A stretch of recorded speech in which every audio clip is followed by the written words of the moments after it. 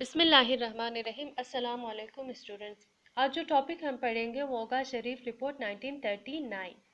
اس report میں کانگریس کی وزارتوں کے تحت مسلمانوں اور مسلمانوں کے مفادات کو پہنچنے والے جتنے بھی نقصانات ہیں ان کے بارے میں بڑے تفصیل سے اقتدامات کیے گئے تھے، ان کے خلاف ثبوت اکٹھے کیے گئے تھے اور رپورٹ پیش کی ہے۔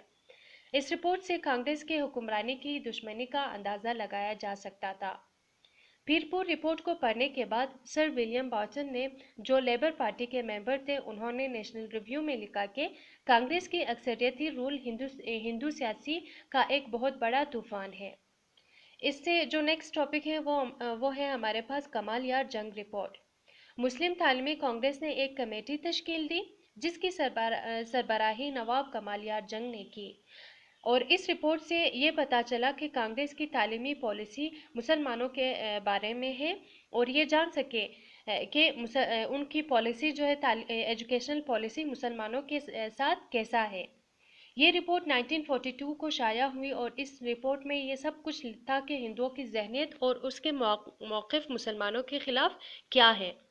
شریف اور پیر پور رپورٹ کے بعد کمال یار جنگ رپورٹ جو ہے وہ شائع ہوئی۔ قائد اعظم محمد علی جناح نے رائل کمیشن آف برٹین کو خط لکھا کہ وہ تعصب کاموں کی جان بین کرے، اور جو کانگریس مسلمانوں کے خلاف کر رہے ہیں ان کی بھی جان پوچھ تاچھ کرے۔ اب جو نیکسٹ ٹاپک ہے وہ ہمارے پاس ہے causes of world War 2۔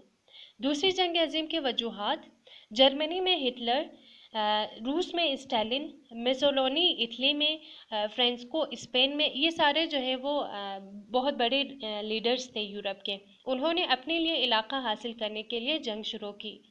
Germany میں سلوواکیہ اور آسٹریا فتح کیا۔ انگلینڈ نے جرمنی کو دھمکی دی کہ اگر وہ پولینڈ پر حملہ کریں گے تو ان کے خلاف جنگ کریں گے۔ 1 ستمبر 1939 کو جرمنی نے پولینڈ کو فتح کیا، اور اس کے 2 دن بعد انگلینڈ اور فرانس نے مل کر جرمنی کے خلاف جنگ کا اعلان کیا، اور 3 ستمبر 1939 کو دوسری جنگ عظیم شروع ہوئی۔ اب جو نیکسٹ ہے ہمارے پاس وہ ہے Indian participation in World War 2۔ دوسری جنگ عظیم میں 2 گروہیں تھیں، ایک ایکسس کا نام تھا اور دوسرا ایلیز تھا۔ ایکسس میں جرمنی، اٹلی، جاپان شامل تھے، اور ایلیز میں فرانس، برطانیہ، رشیا، چین، یو ایس اے اور اس کے ساتھ ساتھ تقریباً 50 دوسرے ممالک ان کی مدد کر رہے تھے۔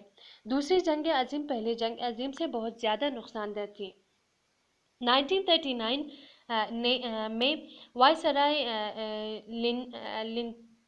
لنلائتھ گو نے ایک اعلان کیا کہ انڈیا کو جنگ میں شرکت کرنا چاہیے، اور یہ فیصلہ ناقابل قبول تھا کانگریس کے وزراء کے لیے، اور انہوں نے استعفیٰ دیا کہ وہ جنگ میں شرکت نہیں کریں گے جب تک ان کو آزادی نہیں ملتی۔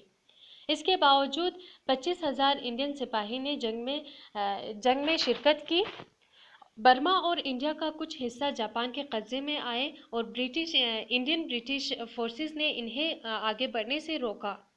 دوسری جنگ عظیم میں 30 انڈین آرمی کو اعلیٰ خطاب دیا گیا اور وکٹوریہ کراس کا نشان دیا گیا، کیونکہ جو 25,000 آرمی میں سے جو 30 انڈین آرمی تھے وہ بہت بریوری کے لحاظ سے بہت بہادر تھے، جس کی وجہ سے انہیں نشان